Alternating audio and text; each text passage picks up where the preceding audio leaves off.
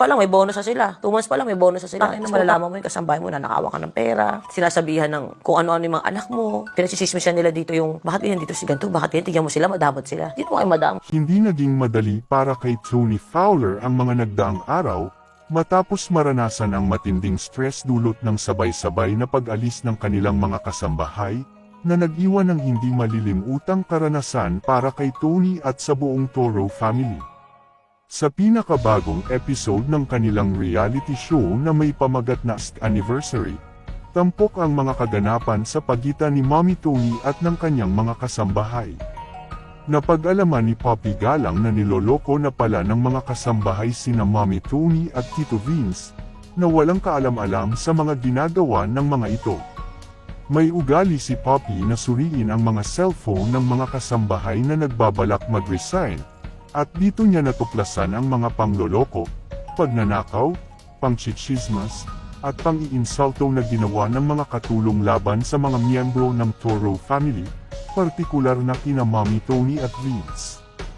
Bagaman hindi gaanong naging big deal kay Tony ang ilan sa mga bagay na ginawa laban sa kanila, ang talagang ikinagalit niya ay ang pag-iinsulto sa kanyang anak-anakan na si Ika.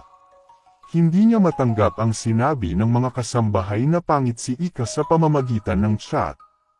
Bilang isang tumatayong ina, labis na galit ang naramdaman ni Tony laban sa mga kasambahay na tila pinagkaisahan si Ika.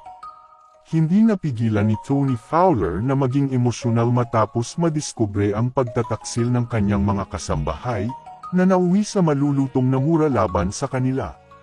Bagaman hindi naging maayos ang trata ng mga kasambahay kay Tony, pinili pa rin niya na bigyan sila ng disenteng pag-alis.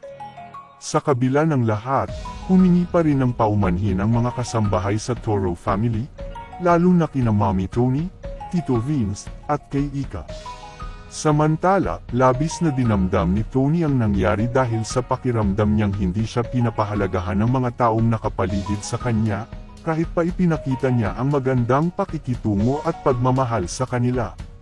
Katulad na lamang ng kanyang mga naging editor at kasambahay, na pinamahalan niya ng pagmamahal at pera, ngunit sa huli ay pinakitaan pa rin siya ng hindi maganda.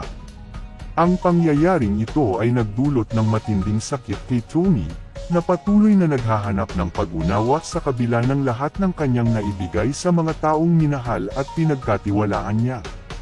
Mga pahayag ng vlogger, maayos ang pakikasama ko sa kanila. Parang kahit ano yung gawin mo, kahit ano, kahit tapalan mo ng pera, tapalan mo ng bonus, tatarantaduhin ka pa rin.